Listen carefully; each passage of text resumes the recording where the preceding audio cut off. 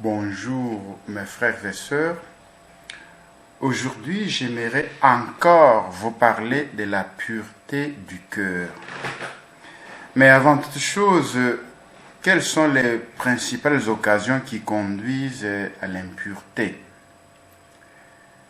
Nous pouvons citer l'oisiveté, l'intempérance, les amitiés dangereuses et les mauvaises fréquentations, les conversations impures, les lectures lascives et amollissantes, troublantes, malsaines, les spectacles immoraux et aux gestes indécents érotiques, la pornographie, les toilettes immorales, les tenues et danses immodestes, et toutes les occasions et d'autres encore qui provoquent des excitations pouvant confiner à des crises nerveuses, voire même conduire à la boisson ou à la drogue, puis au comportement et actes impurs. En fait, l'impureté détruit la personne. L'impureté est en soi et généralement un péché grave. Comprenons donc que la sexualité n'est pas une fonction comme les autres, dont on pourrait user à bon gré et pour son bon plaisir égoïste. Elle est empreinte de sacré. Donc la sexualité est empreinte de sacré. Elle est liée à la vie humaine et donc à la vie éternelle. C'est pourquoi la question de la sexualité est très grave.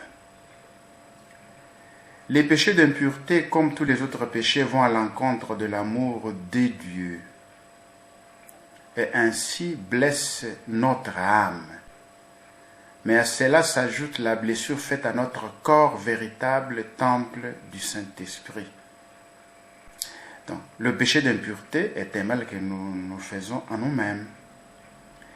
Les péchés d'impureté, comme tous les autres péchés, vont à l'encontre des dieux, de l'amour des dieux, blessent notre âme.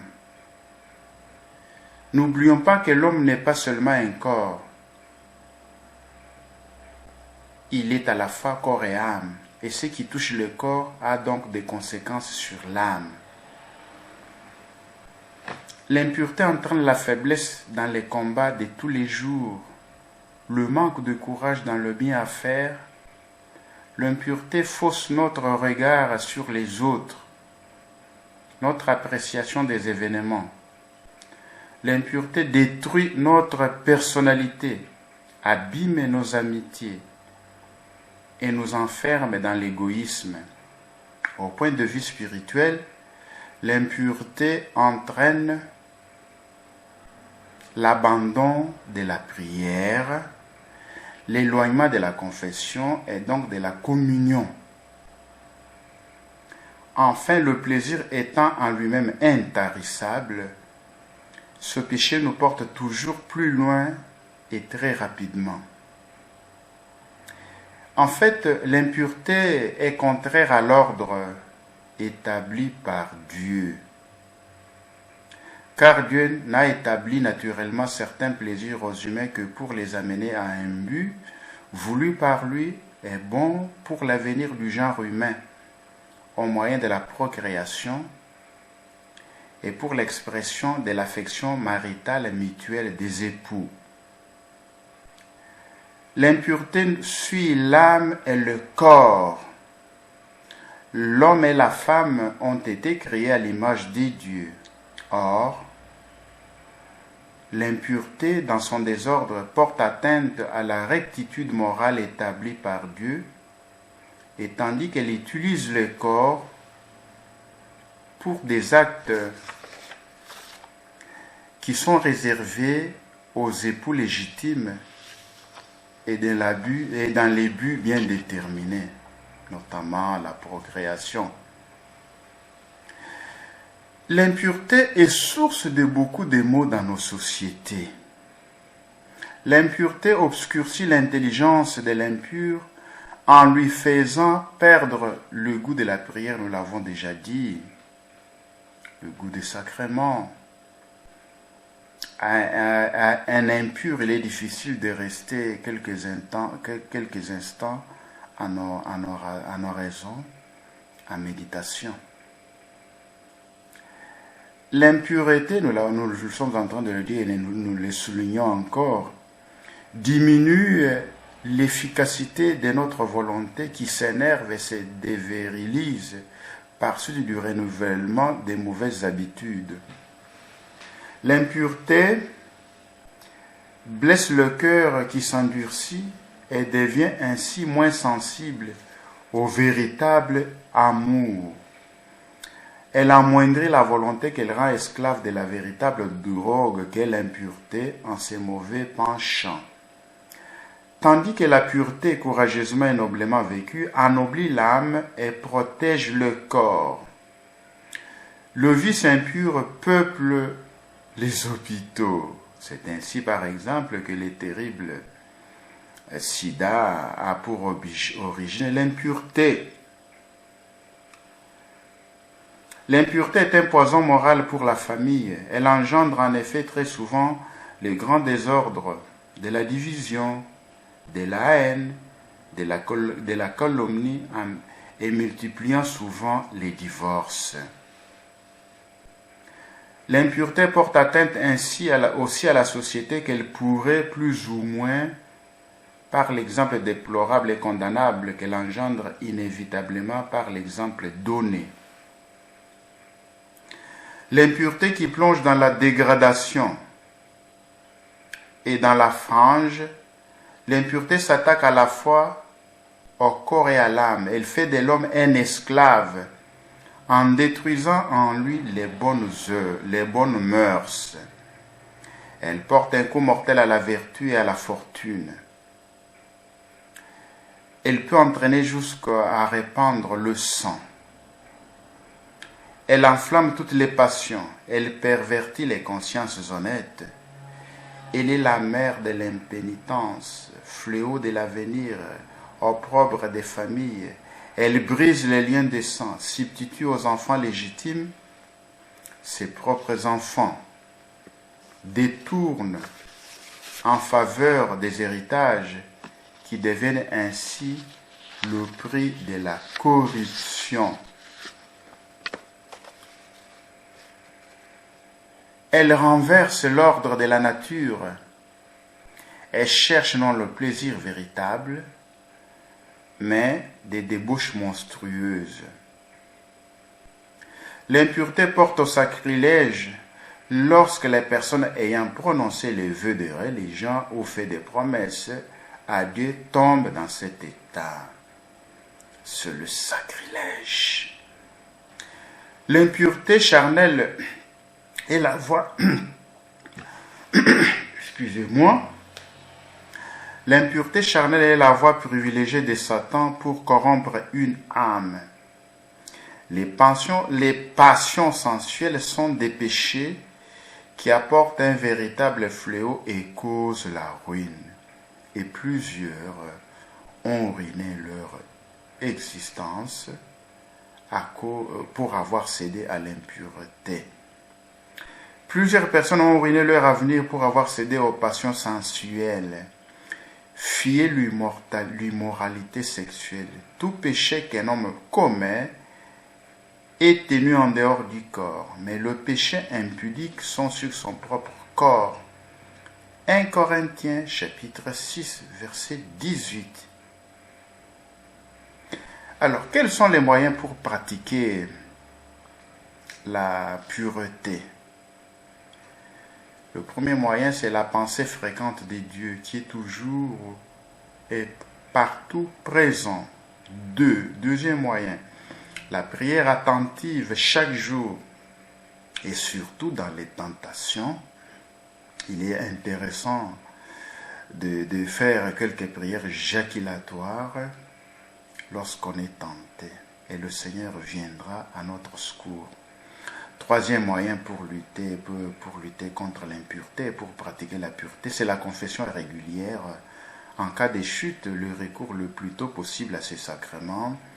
Il faut confesser ce péché le plus vite possible et il faut aussi dévoiler notre conscience à notre confesseur. 4.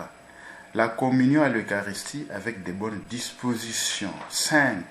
La dévotion à la très sainte Vierge Marie. Elle qui a su pratiquer la vertu de pureté d'une façon parfaite et constante. Et aussi la dévotion à Saint Joseph. Je l'ai prié pendant plusieurs années. Saint Joseph aussi protège et nous obtient la pureté. 6. La mortification par des pénitences que l'on saura s'imposer courageusement. Et ici j'ajoute le jeûne. Il faut aussi jeûner et demander au Seigneur de nous accorder la pureté du cœur et il le fera. Un bon moyen d'éviter certaines fautes est de pratiquer les vertus opposées. En effet, la recherche du plaisir moralement mauvais qu'il apporte constitue toujours le but d'un péché, surtout celui des sens. Or, c'est en s'imposant son contraire, à savoir le sacrifice humainement déplaisant, que l'on aidera l'apaisement, voire même l'extinction de cet attrait intempestif. Septième moyen, c'est enfin éviter les péchés d'impureté et surtout pratiquer la fuite des occasions dangereuses.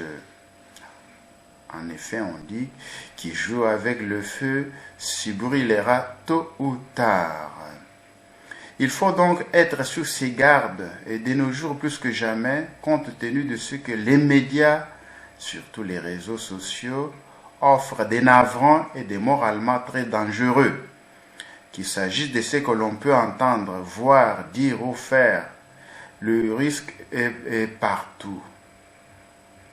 Alors, surtout les réseaux sociaux, il y en a qui échangent les vidéos de pornographie.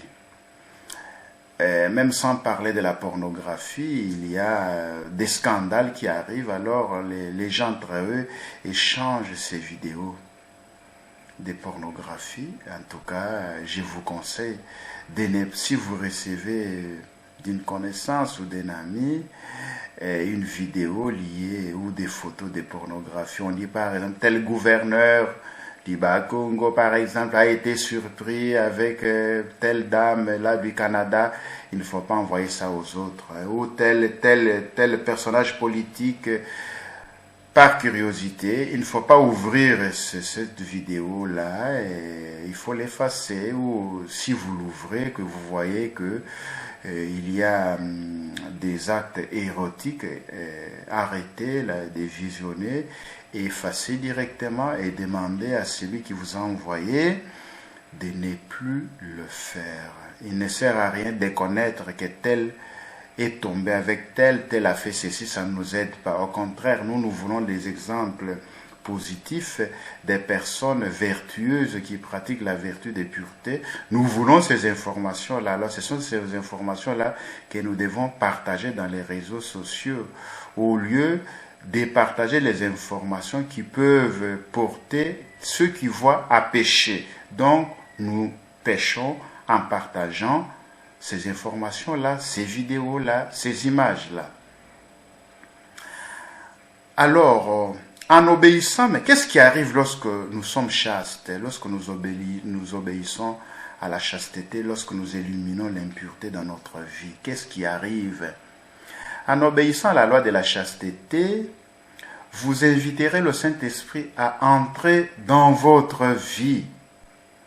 Vous aurez une plus grande estime de vous-même à mesure que vous maîtriserez vos passions. Vous aurez une plus grande confiance dans vos relations. Vous aurez un amour plus grand pour votre prochain. Et vous attirerez l'estime aussi de plusieurs hommes et de plusieurs femmes qui admirent votre pureté, votre chasteté. Et vous deviendrez le père spirituel et la mère spirituelle d'une grande multitude, parce qu'il y en a, hein, il y a des femmes, dès qu'ils s'approchent auprès d'un père spirituel donné, et celui-là, ce qu'il voit en elle, c'est la féminité, et il saute comme si il saute, que c'est un prédateur et qu'il saute sur une proie pour la manger. Et lorsqu'on rencontre un père spirituel qui n'est pas comme ça fait une très grande joie et les femmes peuvent s'approcher en direction spirituelle, même pour la confession, auprès d'un prêtre chaste. Alors, parlons un peu de l'excellence de la chasteté. La chasteté fortifie la volonté, développe la liberté morale et donc développe un amour vrai et nous apprend à gouverner nos puissances inférieures, c'est-à-dire les passions, grâce aux puissances supérieures, c'est-à-dire notre raison et notre volonté. La chasteté nous permet donc de retrouver cette harmonie qui existait avant le péché originel. Donc si vous vivez dans l'impureté, vous ne pouvez jamais goûter à cette harmonie-là. La chasteté tourne l'âme vers Dieu et nous dégage petit à petit d'une certaine dépendance aux créatures. De la pureté de notre âme dépendra notre relation avec Dieu, qui est la chose la plus essentielle sur cette terre, pour nous qui commençons notre ciel dès ici-bas. La chasteté vient préparer la famille, car pour être de bons époux, il faut être entraîné dans ces combats par la pureté qui vient nous apprendre à nous donner en vérité. De plus, l'épanouissement de la famille dépend de la croissance en sainteté et en amour authentique de tous les membres, amour authentique qui vient développer en nous la chasteté. La prospérité et la force d'un peuple sont en rapport direct avec ses mœurs. En tout cas, un peuple qui tient en estime la vertu de la chasteté, de la pureté, deviendra un grand peuple, marquera l'histoire, inventera beaucoup. Parce que la pureté nettoie notre cœur. La pureté nous met en contact avec Dieu. Une grande cause de la décadence de notre société, ou de plusieurs sociétés, est cette impureté ambiante qui a un pouvoir tyrannique sur l'homme. Elle entraîne cette culture hédoniste et avec elle produit un état d'esprit contraceptif et une culture des morts, comme nous le rappelle Saint Jean-Paul II. L'impureté, frères et sœurs, est un principe des morts. L'impureté conduit à la mort physique et à la mort spirituelle. Et vous vous rendrez compte que toutes les formes de médiocrité ont comme base l'impureté. Comment parvenir à la pureté du cœur? Point de chasteté assuré. Si vous n'en prenez la défense, ça c'est l'imitation de Jésus-Christ qui nous dit ceci, qu'il n'y a pas de chasteté assurée. Il faut prendre la défense, il faut nous défendre chaque jour, il faut prier chaque jour, il faut jeûner, il faut se protéger. Avec la grâce de Dieu et en luttant contre les désirs désordonnés, le chrétien parvient à la pureté du cœur par la vertu et le don de la chasteté, la pureté d'intention, la transparence du regard extérieur-intérieur, la discipline des sentiments et de l'imagination, la prière, la garde du cœur. La garde du cœur est très importante dans ces combats contre l'impureté. Alors, terminons et disons ensemble cette prière à Saint Joseph que j'ai dit pendant plusieurs années pour demander au Seigneur la pureté du cœur. Avant d'arriver à cette prière ici, je vous dis, il faut beaucoup être humble en cette matière parce que dès qu'on est orgueilleux, on pourra tomber dans l'impureté. Il faut vraiment être humble, savoir que si on est demeuré chaste, c'est par grâce de Dieu, c'est parce que Dieu nous a protégés, ce n'est pas par nos mérites. Être humble n'est pas juger ceux qui tombent. Parce que si vous vous mettez à juger ceux qui tombent, c'est un signe qui prélude votre prochaine chute. Et occupez-vous de votre vie, ne vous occupez pas de la vie des autres, ne cherchez pas à connaître les relations des autres, qui est avec tel est tombé avec tel a fait ceci. Même si vous voyez des personnes entrer dans une chambre, ne fantastiquez pas, ne racontez pas, parce que tout cela, ça sera un signe prélude de votre chute. Parce que vous êtes orgueilleux, vous n'êtes pas humble, vous vous croyez meilleur que les autres, alors le démon va utiliser ces moyens-là pour vous faire tomber. Donc, l'humilité est très importante pour préserver notre chasteté et pour devenir pur. Parce que nous devons servir le Seigneur et notre société avec un cœur pur et un corps chaste. Nous donnerons beaucoup à la société, nous donnerons beaucoup à notre Église en vivant dans la chasteté. Maintenant, disons ensemble cette prière à Saint Joseph pour obtenir la pureté du cœur. Saint Joseph, Père et protecteur des vierges, gardien fidèle à qui Dieu confia Jésus, l'innocence même, et Marie la Vierge des Vierges, je vous en supplie et vous en conjure, par Jésus et Marie, ces doubles dépôts qui vous fut si cher. Faites que, préservés de toute souillure, purs d'esprit et de corps, je serve constamment Jésus et Marie dans une pureté parfaite. Amen.